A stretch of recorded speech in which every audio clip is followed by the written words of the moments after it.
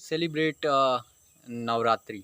सो hello everyone, जय हिंद। How are you all? कैसे हैं आप सभी? I hope you are all good और सभी अच्छे होंगे। सो आज हम बात करेंगे वाई वी सेलिब्रेट नवरात्रि। तो ये हिंदू धर्म से रिलेटेड है। So as a student, as a scholar, मैं उस पर्सपेक्टिव से बात करूँगा। एंड मेरा मेन फोकस है कि वाई वी सेलिब्रेट नवरात्रि। सो वो उससे ज़्यादा इम्पॉर्टेंट है कि उससे क्या सीखें मिलती है हमें, है ना। हमारी वुमेंस को, हमारे देश की जो जो भी महिलाएं हैं, इस नवरात्रि में उनकी पावर शो होती है, कहीं ना कहीं झलकती है उस चीज़ में। तो 9 दिन होते हैं इसमें और 9 दिन हर एक माता का दिन होता है उसमें। और वो किसका प्रतीक होती हैं, क्योंकि स्टडी में हमें सिंबल से ज़्यादा जोड़ा जाता है। तो फर्स्ट डे होता है शैलपुत्री, जो कि साहस का प्रतीक है, सिंबल ऑफ करेज। तो example for Kalpana Chawla, you know, she is a first space traveller. वो अंतरिक्ष, भारत की प्रथम महिला अंतरिक्ष यात्री हैं। तो वो कहीं ना कहीं इस चीज़ का प्रतीक हैं, करेज का प्रतीक है। एंड सेकेंड इज़ वन, जो माता हैं वो देवी ब्रह्मचारिणी।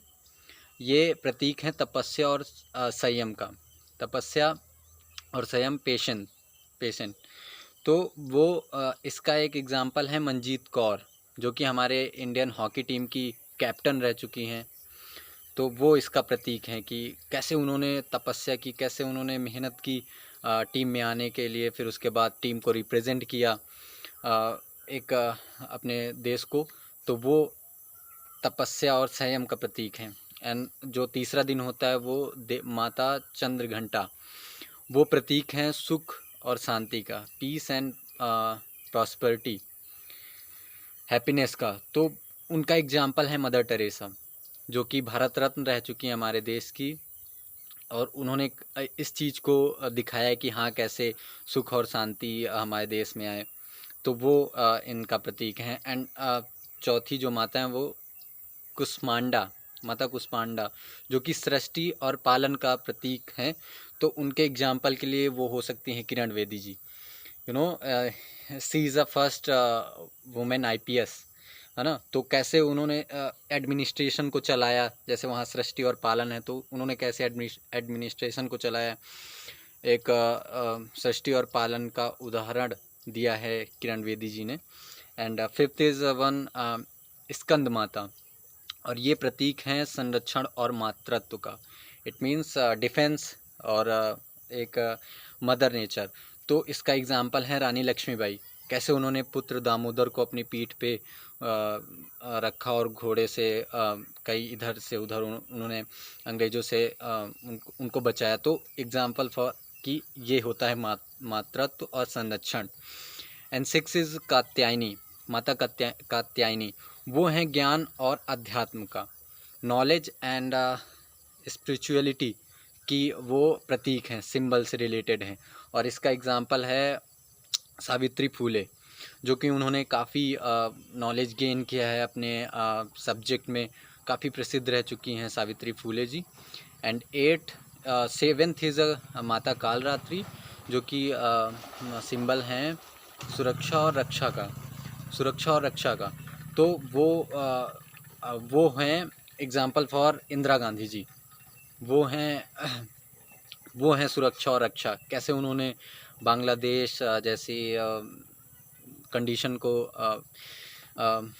आमना सामना हुआ है। तो वो अच्छा एग्जाम्पल है सुरक्षा और रक्षा की। एंड एट्थ इज़ महागौरी, वो हैं प्रतीक शुद्धता और सौंदर्य की। तो ये रिलेटेड अगर मैं एग्जांपल दूं तो भारत की ही अपनी नूरजहां हैं, जो कि गायिका और अभिनेत्री हैं, कि कैसे उन्होंने अपनी आवाज़ से कई लोगों को प्रभावित किया। कम ही लोग जानते होंगे, बट ये है एक और चीज़। और नाइन्थ इज़ सिद्धिदात्री, माता सिद्धिदात्री, वो प्रतीक हैं ज्ञान और शक्ति का। अगर मैं एग्जांपल दूं इसका तो पीटी ऊषा, जो कि धावक हैं हमारे देश की, उन्होंने कई सारे मेडल्स दिए हैं भारत को। तो ये नौ माता और उनके प्रतीक और उनके एग्जाम्पल, मैंने यहाँ पर बहुत सारे चीज़ें जोड़ी हैं, जैसे कि not for only Hindus. In related to Christianity, it's related to Sikhism, it's related to Islam. क्यों ऐसा होता है कि जब हम बात करते हैं ऐसी चीज़ों की, तो उसमें अगर हम नारी की बात करते हैं या किसी वुमेन की बात करते हैं, तो क्यों वो हिंदू से ही रिलेटेड हैं, वो हमारे देश की हैं, तो वो किसी भी धर्म से रिलेटेड हो सकती हैं। और एक स्टूडेंट के नाते मैं यही कहना चाहूँगा कि हाँ, ये है एक भारत और देश की जो असली पावर है, वो ये नौ माताएं, उनके जो प्रतीक हैं, वही हमारे इंडियन कल्चर का पार्ट हैं, और उनमें ये सब झलकता है कहीं ना कहीं।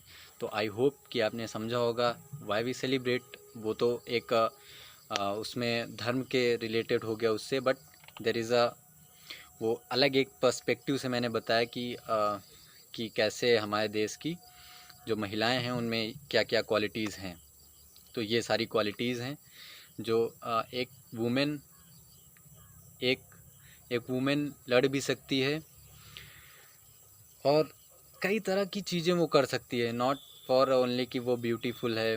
वो एक तरफ लड़ भी सकती है, वो एक तरफ पालन भी करती है, वो एक मदर नेचर भी है, वो हर तरीके से और है। तो आई होप कि आपने कुछ समझा होगा कि हमें रिस्पेक्ट देना चाहिए, एटलीस्ट यार रिस्पेक्ट देना चाहिए। चलिए ठीक है, थैंक यू एवरीवन, जय हिंद। मिलते किसी नए वीडियो में।